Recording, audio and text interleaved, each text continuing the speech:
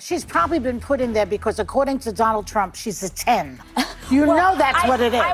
I always have friends where I work, and if I don't have friends at the job, I will not keep the job. I think I'm going to miss the friends that I have here. Is the mainstream media truly about empowering women, or only the ones who fit their agenda? Joy Behar just made a comment that has everyone talking, and this time, she may have gone too far. The backlash was immediate, the hypocrisy was impossible to ignore, and now, The View is in full damage control mode. But this story isn't just about one offhand remark. It exposes something much bigger.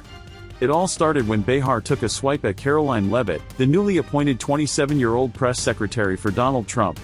With a smirk, she dismissed Leavitt's qualifications and suggested that the only reason she got the job was her looks. I think she's probably been put in there because, according to Donald Trump, she's a 10. Within hours, social media erupted with outrage, not just from conservatives, but from people across the political spectrum. The same Joy Behar who has spent decades claiming to uplift women had just reduced a young, accomplished political strategist to nothing more than her physical appearance.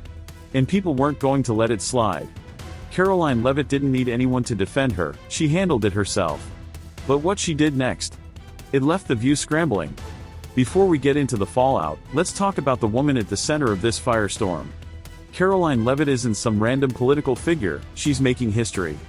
At just 27, she's the youngest press secretary in U.S. history. But her journey here wasn't easy. Leavitt's career started with humble beginnings. She wasn't handed a high-profile role, she worked for it. After graduating from St. Anselm College in New Hampshire, she landed a position as a writer for the Trump White House press team. Her sharp communication skills and ability to handle media pressure quickly made her stand out. By the time Trump's first term ended, she had climbed the ranks to serve as a deputy press secretary. In 2022, Leavitt ran for Congress in New Hampshire. While she didn't win, her campaign proved that she had political chops beyond just being a spokesperson. She developed a strong conservative base, caught national attention, and solidified herself as a rising star in right-wing politics. So when Trump's 2024 campaign needed a new press secretary, it wasn't a surprise that they turned to Leavitt. She had the experience, the media savvy, and the loyalty Trump values in his inner circle. But instead of recognizing any of that, Behar reduced her career to a punchline. Almost instantly, Behar's words sparked outrage. Twitter exploded with accusations of hypocrisy, with users pointing out the glaring double standard. One user wrote, "Isn't this the exact sexism The View claims to stand against?" Another pointed out, if a conservative man had said this about a liberal woman, there would be immediate calls for him to be fired. And it wasn't just conservatives calling her out. Even some liberal commentators admitted that Behar's comment was inappropriate. After all, this wasn't just a throwaway joke, it was a direct contradiction of everything The View claims to support. Women in politics, business, and media still fight to be taken seriously, and here was Joy Behar, one of the loudest feminist voices on daytime TV, undermining a young woman's achievements in seconds. But what happened next was something no one saw coming. Most people expected Leavitt to ignore Behar's comment, maybe issue a brief statement. Instead, she did something much more powerful. She didn't lash out, she didn't play the victim, she completely dismantled Behar's remark with confidence, facts, and poise. In a public response, Leavitt didn't just defend herself, she flipped the script. "I worked my way up in politics just like anyone else.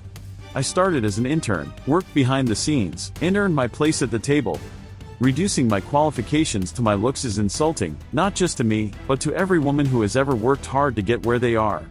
That one statement did more damage to Behar's credibility than anything social media could have done.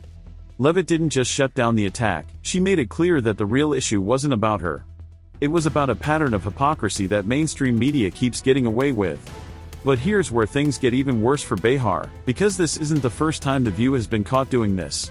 This isn't just about one bad joke. It's part of a larger trend. Time and time again, The View has positioned itself as a show that supports women, until those women happen to be conservative. Remember how they treated Kayleigh McEnany, Sarah Huckabee Sanders, and Elise Stefanik?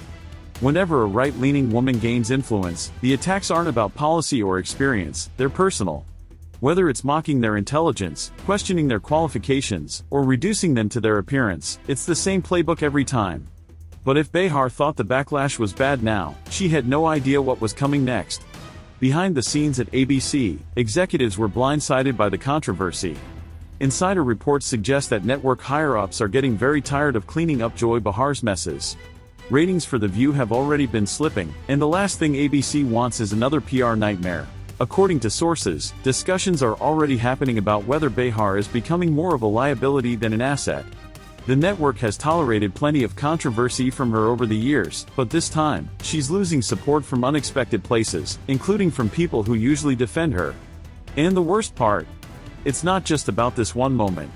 The backlash against Behar is part of a bigger shift happening in the media right now. The media landscape is changing. People are tired of selective outrage, one-sided narratives, and hypocrisy from mainstream platforms. This isn't just about Caroline Leavitt, it's about every woman who has ever been dismissed, undermined, or insulted because she didn't fit the right political mold. And the public is noticing. The massive response to this controversy proves that audiences aren't just going to accept the double standards anymore. They're watching, they're calling it out, and they're holding people accountable. So, what happens next? Will ABC finally take action against Joy Behar, or will they just hope this blows over? And more importantly, will mainstream media ever truly support all women? Or just the ones who align with their views? One thing's for sure, Caroline Leavitt isn't backing down. And after this, she may be stronger than ever. If you found this breakdown eye-opening, make sure to like, subscribe, and hit that bell for notifications, because this story is far from over.